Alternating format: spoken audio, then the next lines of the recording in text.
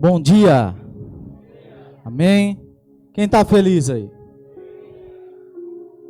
Ô Zuca, bota Mateus, Evangelho de Mateus, no capítulo 5, do versículo 1 ao 3. Bota aqui para mim no nosso na projeção para mim, por favor. Abra sua Bíblia lá em Mateus, Evangelho do segundo Mateus, no capítulo 5. Um texto bastante conhecido por todos nós. Uma mensagem de Jesus direta sobre felicidade. Olha só, Jesus pregando sobre felicidade. Você sabia que Jesus, o Espírito Santo já estava falando aqui no louvor, né, sobre alegria, sobre felicidade.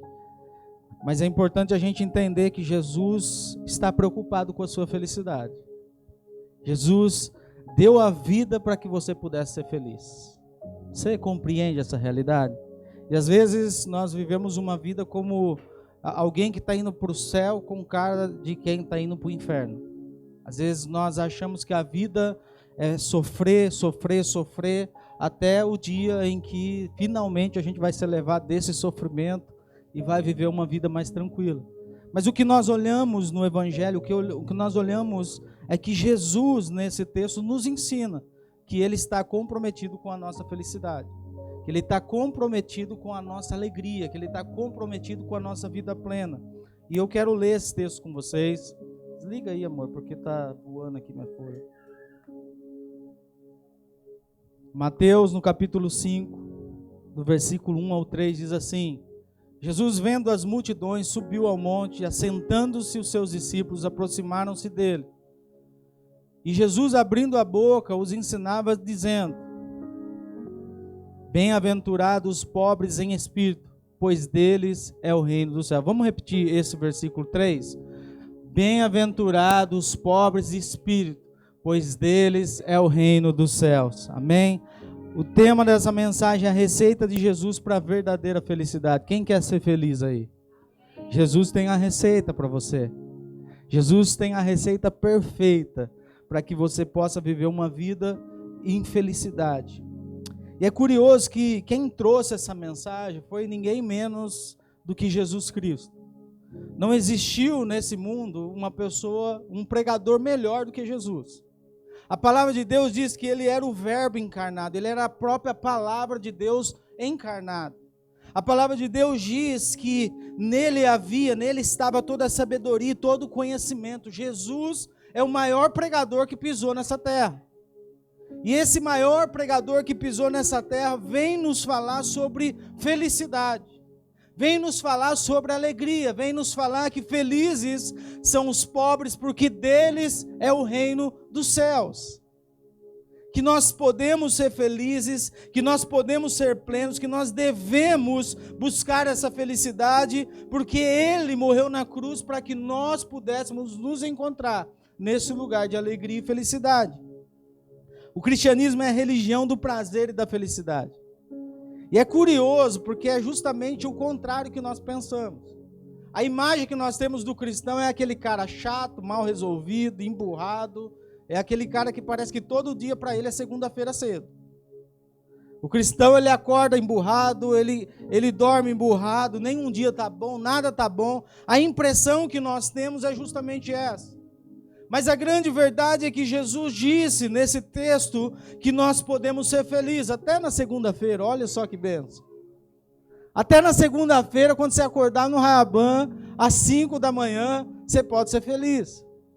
Que você pode ser feliz apesar das circunstâncias.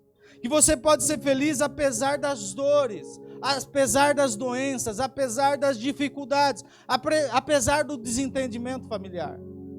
Apesar do momento que você esteja vivendo na sua vida emocional, você pode ser feliz, porque é isso que Cristo nos ensinou, que nós somos felizes quando nós nos permitirmos ser pobres de espírito. E nós precisamos olhar para essa palavra, nós precisamos olhar para esse texto e perceber, por exemplo, que Salomão buscou a felicidade na bebida, na riqueza, no sexo, na fama, e viu que tudo isso no final, lá em Eclesiastes ele diz, no final eu percebi que tudo isso é vaidade. Que quanto mais ele buscou, mais ele possuiu, e quanto mais ele possuiu, menos felicidade ele tinha. Porque tudo era vaidade. E nós precisamos olhar para a nossa vida e perceber que o mundo, em todo o tempo, está tentando nos dizer, nos passar uma mensagem subliminar de que a felicidade depende das circunstâncias. De que a felicidade nossa está condicionada à nossa condição material no hoje. Que a felicidade está condicionada à nossa posição social hoje. Que a felicidade está condicionada ao que possuímos hoje. Que a felicidade talvez está condicionada à nossa conta bancária. E aí, vai ser difícil ser feliz. Mas Jesus trouxe esse texto dizendo, vocês são felizes. Quem está em Cristo é feliz. Quem está vivendo de uma maneira em que ele se encontra nesse estado de ser pobre de espírito, ele é feliz. Porque é uma felicidade não conquistada pela nossa força, mas é uma felicidade conquistada pela nossa entrega de tudo que somos, de tudo que temos no altar do Senhor e dizendo a Ele, Senhor, a minha felicidade depende da Tua presença na minha vida. O salmista diz, uns confiam em carros, outros em cavalos, mas eu, diz o salmista, confio no Senhor. Eu não sei se você percebeu, mas a sua felicidade não depende do que você está vivendo hoje. John Piper disse que o problema não é a busca do prazer, mas o contentamento com o prazer terreno, carnal, raso e passageiro. Deus nos criou para o prazer. A busca da felicidade é legítima. O verdadeiro prazer está em Deus. O fim principal do homem é glorificar a Deus e gozá-lo em sua vida para sempre. Agostinho disse, Senhor, Tu nos criaste para Ti, e a nossa alma não encontrará descanso até repousar a minha alma totalmente em Ti. Olha que coisa fantástica. A minha alma só encontrará descanso, prazer, felicidade, plenitude, até que ela descanse totalmente no Senhor. A verdadeira felicidade é um grande paradoxo aos olhos do mundo. E é curioso a gente olhar isso, porque esse texto, essa pregação, esse sermão do monte de Jesus, deixa isso muito claro. Como a felicidade que o mundo prega, a felicidade que o mundo ensina, a felicidade que muitas vezes está enraizada na nossa carne, é uma felicidade que não produz aquilo que ela promete, que é a alegria plena. Que é uma felicidade passageira. E que aos olhos da palavra existe esse grande paradoxo, porque o que Jesus promete de felicidade não é aquilo de fato que nós buscamos. Não é aquilo que estão nos outdoors. Não é aquilo que estão nas redes sociais. A felicidade que Jesus nos propõe é totalmente contra a cultura daquilo que o mundo tem proposto para nós.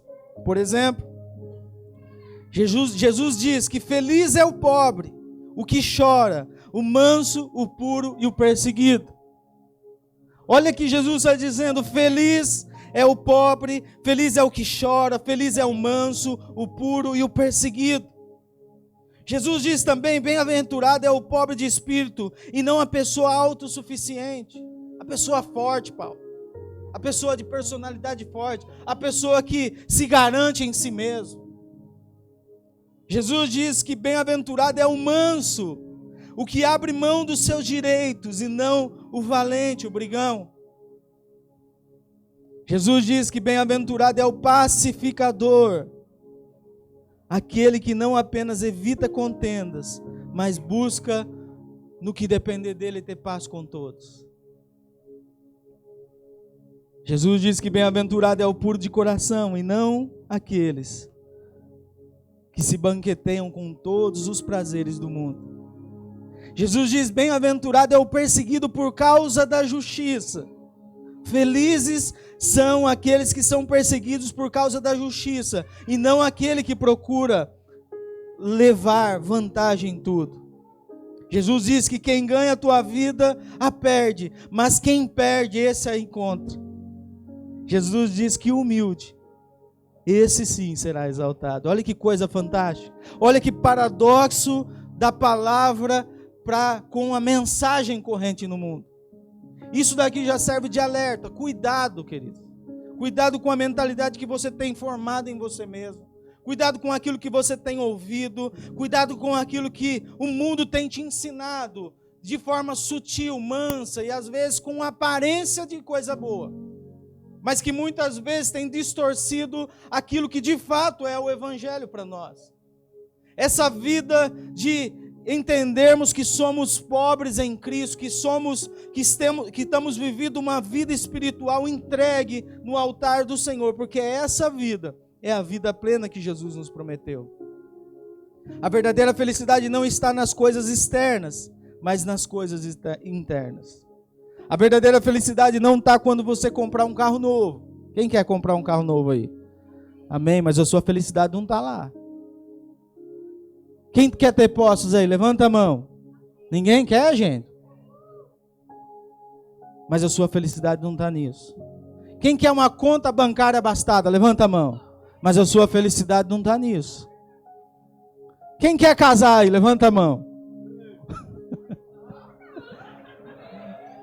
Ô Cauã, mas a sua felicidade não está nisso.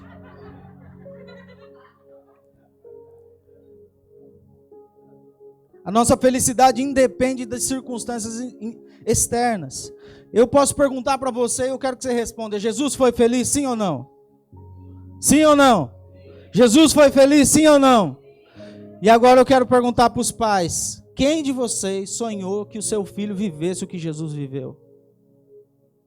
Quem de nós sonhou para o nosso filho a vida que Jesus teve? A vida de Jesus, aos modelos humanos, é uma vida de felicidade.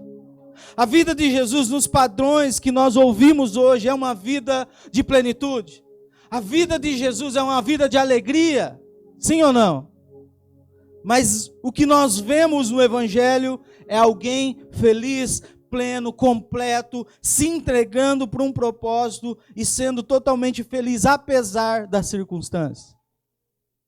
Jesus caminhava no caminho da cruz, no caminho do Gólgota, feliz. Jesus era traído pelos seus amigos, feliz. Jesus viveu uma vida plena, porque ele ousou depender e confiar no braço forte do Senhor. Então, se você quer ser feliz, começa olhando para a sua vida e percebendo que a verdadeira felicidade não depende de coisas externas da sua vida. Nós precisamos mudar essa realidade, porque no nosso coração, muitas vezes, nós condicionamos a nossa alegria a coisas externas. Nós pensamos assim, o meu filho vai ser feliz quando ele fizer a faculdade de medicina e tiver com uma vida estabilizada, com um casamento perfeito, e a gente só vai perceber que isso daí, esse sonho nosso, só acontece em contos de fada. Porque a vida real é uma vida de sofrimento. É uma vida de desafios, é uma vida de crescimento, é uma vida de maturação. Todos os dias nós crescemos um pouco e por mais que nós sejamos completos em tudo, nós teremos dificuldades a enfrentar. Mas essas dificuldades não significam a ausência de alegria e felicidade. Ela precisa significar para nós, pelo contrário, consciência de que somos plenos apesar das circunstâncias. O salmista diz lá em Salmo 144, 15, feliz é a nação cujo Deus é o Senhor. Em Salmo 116, 7 ele diz, Deus é o descanso da nossa alma. E em Salmo 36, 8 ele diz, a verdadeira felicidade é deleitar-se em Deus e alegrar-se com o sorriso de Deus e beber dos rios dos seus prazeres. A verdadeira felicidade consiste em desfrutar da plenitude de Deus. Ele é o sol, é o escudo, a herança, a fonte, a rocha, a alegria. Ele é a nossa esperança. A verdadeira felicidade consiste em tomar posse da bem-aventurança, agora e na eternidade. Quem quer tomar posse dessa vida feliz? Então olha para a pessoa que está ao teu lado. Fala assim para ela, você precisa ser feliz hoje, apesar das circunstâncias. Amém? A verdadeira felicidade não é uma promessa para o futuro, mas uma realidade para o presente. Ele não diz aqui, percebam a fala de Jesus, ele não diz assim, bem-aventurados serão. O que ele diz para os seus discípulos naquele sermão é: bem-aventurados são. Olha para a pessoa que está do lado e fala assim: são. Você é, irmão. Não vai ser. Não é promessa para o futuro, não é promessa para o amanhã, é promessa para o agora. Hoje, na circunstância que você está vivendo, é possível ser feliz, segundo as palavras do maior pregador da história. É possível ser pleno, apesar da circunstância. A impressão que nós temos é que tem crente que acha que só vai ser feliz quando chegar no céu. Nós estamos aqui vivendo uma vida daquelas. É pancada para todo lado, é todo dia pancada, e a gente chega no céu quase que não chegando, né? Chega meio arrastado, chega lá, o anjo tem que puxar para dentro, porque não está aguentando permanecer em pé. Não. A vida que Jesus prometeu é uma vida de felicidade plena. E eu tenho a convicção que nós chegaremos no céu marcados. As marcas do Evangelho estarão nas nossas peles. Como nós vamos chegar lá diante de Deus? Vamos fazer aqui um exercício. Você vai olhar para Jesus sentado num alto e sublime trono, e quando ele se levantar e mostrar suas mãos, nós vamos ver as marcas do Evangelho. Nós vamos ver no seu corpo as marcas das chicotadas, as marcas da traição, as marcas da decepção, as marcas da religião. Nós olharemos para Jesus e veremos nele as marcas. E aí nós vamos olhar para os discípulos todos sentados ao lado de Jesus. Pedro, João, Paulo, todos eles sentados, e nós vamos olhar e todos eles vão ter marcas do Evangelho. E eu espero que nós estejamos lá também marcados por esse Evangelho de graça, por esse Evangelho de renúncia, por esse Evangelho de entrega. Amém? A verdadeira felicidade não está fundamentada no ser e não no ter. A verdadeira felicidade está fundamentada no ser e não no ter. E eu quero trabalhar com vocês o que ser pobre de espírito não significa. Diga assim: o que ser pobre de espírito não significa. A primeira coisa, não significa pobreza financeira. Não é disso que Jesus está falando. Às vezes a gente acha, né, que Jesus está falando: bem-aventurados os pobres de espírito, que Jesus está querendo que a gente seja pobre financeiramente. E não é disso que Jesus está falando. Jesus está falando de realidades espirituais. E Jesus não tem problema nenhum com a nossa riqueza. A riqueza não é um mal, queridos. Como a pobreza muitas vezes pode não ser um mal. Pode ser um instrumento de Deus para trabalhar em quem nós somos, para que a gente aprenda finalmente a confiar no seu caráter.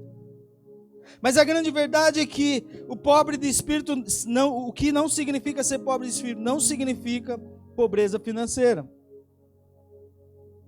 A pobreza financeira pode ser um fruto da obra do diabo, da exploração, da ganância e da preguiça.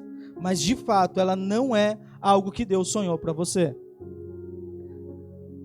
Não significa também ter uma vida espiritual pobre. Jesus não está falando de ter uma vida espiritual pobre. Jesus não está falando para você ser relaxado com a sua vida espiritual, não fazer devocional, não buscar a face do Senhor, não jejuar, não buscar a presença de Deus, ser relaxado em relação a estar em comunhão com seus irmãos. Jesus não está dizendo disso. Não significa ter uma vida espiritual pobre, pelo contrário. Ele pede e deseja que nós sejamos responsáveis com a nossa fé. Que a gente possa crescer, buscar o crescimento, o entendimento, que a gente possa buscar a maturação da nossa fé, o crescimento, o desenvolvimento, a ponto de que nós sejamos uns com os outros, e Cristo um conosco. Que nós possamos servir, amar, desfrutar de sermos igrejas, mas sabendo de todas as nossas responsabilidades, principalmente da responsabilidade de sermos alguém responsáveis com a nossa vida espiritual. Nós vamos começar de novo amanhã o fundamento. E eu sei que é difícil estudar. Principalmente a gente que está aqui há anos trabalhando na fábrica, esquecemos, perdemos o ritmo. Já não tinha muito ritmo na escola, imagina agora, depois de uns anos. Mas a grande verdade é que se nós queremos crescer, nós precisamos estudar a palavra. Se nós queremos ser responsáveis, nós precisamos estudar a palavra. Não significa pobreza de autoestima, não é aquele falso pobre de espírito. Você fala assim, parabéns pelo que está acontecendo com o jovem. Ai, pastor, é Deus. Irmão, é Deus em você, a esperança da glória. Então recebe com o coração humilde. Não do coração de dizer assim, se não fosse eu e Deus, eu sou quase a quarta pessoa da Trindade. Não é isso. É receber como alguém que reconhece que tudo vem de Deus, mas que nós, em Cristo, estamos vivendo algo, e Cristo em nós é esperança para essa geração. E não significa timidez ou fraqueza. Pobreza espiritual, ser pobre de espírito não significa timidez ou fraqueza. Essas características não são virtudes, senão males que devem ser combatidos. Amém? Agora vamos ver o que significa ser pobre de espírito. Ser pobre de espírito é a base para outras virtudes. É interessante que esse texto começa justamente dizendo, olha, bem-aventurado os pobres de espírito, porque deles é o reino dos céus. E ele não é de propósito que começa nessa ordem. Porque é impossível alguém pobre do espírito, alguém que não seja pobre do espírito, receber das outras virtudes. O começo para que você seja cheio é que você se esvazie. E a pobreza espiritual, ela fala justamente disso, de você derramar o teu coração, de você entregar a sua vida, de você esvaziar o balde, esvaziar o barro, de colocar diante do Senhor a sua vida e dizer assim, eu me esvazio, Senhor, para que agora o teu Espírito me encha. É impossível alguém ser cheio do Espírito se antes não se esvaziar de si mesmo. E a pobreza espiritual, esse conceito de ser pobres de espírito é justamente isso. É a nossa intenção em nos perder, em esvaziar de tudo que nós temos, das nossas vontades, dos nossos prazeres, da nossa carnalidade, dos nossos sonhos, das nossas ambições, nos esvaziar de tudo que somos, de tudo que percebemos e aprendemos sobre a vida e dizer ao Senhor, agora me enche, Senhor, com as suas virtudes. Só pode receber as outras virtudes alguém que começou a permitir que o Senhor encha esse vaso que já está vazio. Olha para a pessoa que está do lado e fala assim, esvazia o barro, irmão. Esvazia. Deixa Deus e o Espírito Santo de Deus tirar de você tudo aquilo que está nesse vaso, que precisa sair, para que o Espírito Santo de Deus vivifique a sua vida. Ser pobre de espírito é reconhecer nossa total dependência de Deus. Ser pobre de espírito é reconhecer a nossa total dependência de Deus. E é curioso que no grego há duas palavras que vai designar a pobreza. Penés é o homem que tem que trabalhar para ganhar a vida. É aquele que não tem nada que lhe sobre. É um homem que não é rico, mas que também não é pobre. Não padece de necessidade. Ele não possui o supérfluo, mas tem o básico. E essa é a palavra que Jesus usa, que é pitocos. E essa descreve pobreza absoluta e total daquele que está afundado na miséria. Jesus usa essa palavra. É essa palavra aqui no grego que está ali, pitocos, que significa nós precisamos entender a nossa miséria, nós precisamos entender quem somos, nós precisamos entender a nossa verdadeira identidade em Cristo para que nós possamos nos esvaziar, para que o Espírito Santo de Deus nos encha daquilo que é soberano e divino. É nós colocarmos a nossa vida diante do Senhor, de fato, e entregar tudo a Ele. Ser pobre de espírito é reconhecer a nossa total dependência em Deus.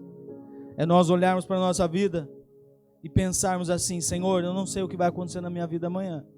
Eu não sei o que vai acontecer na minha vida daqui 3 meses. Eu não sei o que vai acontecer na minha vida daqui 1 ano. Mas uma coisa eu sei, a minha esperança está no Senhor. A minha confiança absoluta e total está no Senhor. E ainda que eu passe por um vale de sombra de morte, ainda que eu passe por tempestades, eu sei que a minha confiança está no Senhor. E é nele que eu coloco a confiança da minha vida.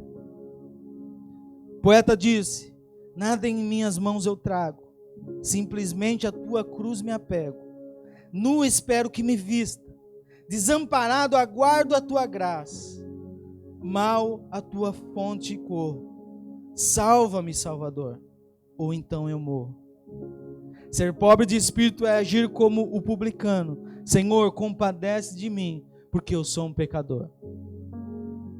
Nós precisamos olhar para a nossa vida e saber que nós somos miseráveis. Nós precisamos olhar para a nossa vida e dizer e saber que se dermos lado, um vacilo que nós demos, a gente vai começar a produzir todo tipo de maldade. Nós precisamos saber que o que sai do nosso pensamento, do nosso coração, não são coisas louváveis. E é interessante que o apóstolo Paulo disse isso: aquilo que eu não quero fazer eu faço, o mal que eu quero fazer, aquilo que eu não quero fazer eu faço, mas o que eu quero eu não consigo fazer. Eu preciso me esforçar para fazer o bem, mas eu preciso ser natural para mim fazer o mal. Porque essa é a nossa natureza, nós não precisamos nos esforçar muito para fazer o mal, é só acordar e ser você do jeito que você foi ensinado a ser. Você vai ser mal, automaticamente. Mas para ser um homem segundo o coração de Deus, você precisa acordar todos os dias e dizer: Senhor, me conduza nesse dia. Me livra dos laços, me livra de mim mesmo, me livra do meu coração, me livra da minha maldade, livra-me do meu egoísmo, me leva, Senhor, ao centro da tua vontade. Ser pobre de espírito é a nossa verdadeira riqueza. Ser pobre de espírito é a nossa verdadeira riqueza. A riqueza de Cristo só pode ser apropriada por aqueles que são pobres de espírito. Sabe o que está faltando para nós como igreja? Sermos pobres de espírito. Chegarmos nesse lugar com o nosso coração totalmente dependente do Senhor, entregue no altar do Senhor e dizer: Senhor, não temos outro bem além de Ti. Não temos outro valor em nós além de Ti. Não há nada, Senhor, que substitua a Tua presença na minha vida. Nós devemos chegar diante do Santo do Santo, no Santíssimo Lugar, diante do Senhor e dizer: Senhor, Tu és a minha esperança, Tu és a minha fortaleza, Tu és o Deus presente na minha angústia. Você está passando por angústia, sim ou não? Você passou esses tempos por angústia, sim ou não? Deus é o seu socorro no meio da angústia. Por que devemos ser pobres de espírito? Enquanto você não for pobre de espírito, jamais Cristo será precioso para você. Você sabe qual que é o problema quando nós não conseguimos ser pobres de espírito? A gente não consegue encontrar valor no que Cristo fez. A gente não consegue encontrar e ver quem realmente nós somos. Nós olhamos para o espelho e vemos e dizemos como a palavra diz, nós temos uma percepção errada acerca de nós mesmos. Quando nós não somos pobres de espírito, é isso que acontece conosco. Nós não conseguimos ver a vida, nós não conseguimos ver o evangelho, nós não conseguimos ver a nossa vida como ela realmente é. Nós temos uma percepção distorcida de quem nós somos. Enquanto você não for pobre de espírito, você não está pronto para receber a graça de Deus. Enquanto você não for pobre de espírito, você não está pronto para receber a graça de Deus sobre a sua vida. Nós precisamos nos colocar nesse lugar e dizer: Senhor, nós confiamos no Teu poder. Nós confiamos no Teu braço forte. Nós confiamos no futuro que o Senhor tem para nós. Nós confiamos na vida que o Senhor tem para nós. Nós confiamos na esperança que o Senhor propôs para nós. Nós confiamos somente em Ti. Enquanto você não for pobre de espírito, você não pode ir para o céu. E é interessante que é justamente isso que Jesus diz. Felizes são os pobres de espírito, porque deles é o reino dos céus. Você sabe quem que vai entrar no céu? Não são os reis orgulhosos. Não são os famosos cheios de pompa hoje, cheios de bens. Não são os bilionários. Não que eles não vão receber o convite para estar lá. Talvez alguns estejam. Mas quem o Senhor convida para o seu reino de glória, de paz, o seu reino de justiça, são os pobres de espírito, porque esses herdarão o reino dos céus. Como podemos saber que somos pobres de espírito, pastor? Primeira coisa é quando toda a base da nossa aceitação por Deus está nos méritos de Cristo. É quando nós sabemos que tudo vem dele e tudo volta para ele. É quando nós sabemos que estar aqui e acordar mais um dia é dádiva de Deus. É quando nós reconhecemos que a nossa família está bem, é dádiva de Deus. É quando nós sabemos que nós estarmos bem hoje, é dádiva de Deus. É quando reconhecemos que o Senhor não precisa de nós, mas Ele escolheu eu e você, nós como povo pecador, como povo difícil de lidar, porque essa pessoa que está ao teu lado é difícil, não é? Olha para ela e fala assim, meu Deus. Mas o Senhor escolheu essa pessoa. O Senhor escolheu essa pessoa, sabe para quê? Para você viver reino com ela. Para você ser um com ela. Para você viver a graça de Deus com ela. Quando o nosso coração está desprovido de toda vaidade. Como podemos saber se somos pobres de espírito? Quando nós estamos desprovidos de toda vaidade. Ah, queridos, a vaidade tem consumido os nossos dias. A vaidade tem consumido a nossa fé. A vaidade tem nos levado a lugares onde tem distorcido aquilo que o Senhor Jesus está querendo construir em nós. Porque muitas vezes nós estamos fazendo o certo com o nosso coração cheio de vaidade. Eu posso estar aqui com a palavra correta, com muitas vezes fazendo a coisa que Deus espera que eu faça, mas o meu coração pode estar possuído de vaidade.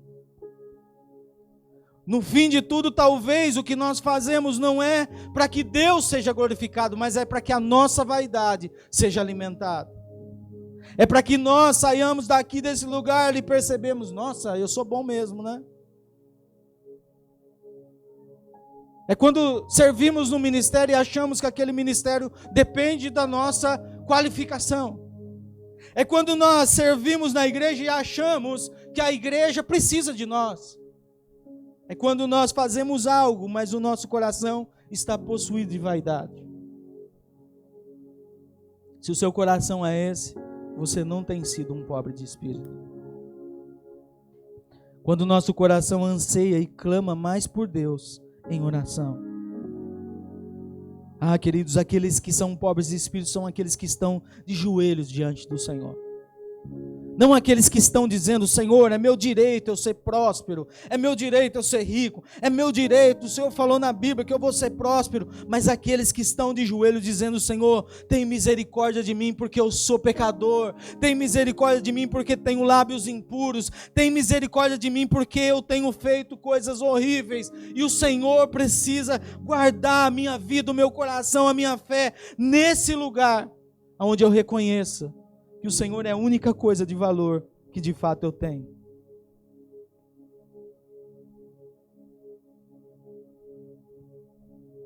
Quem quer ser pobre de espírito hoje, nessa manhã? Eu queria convidar você a se colocar em pé.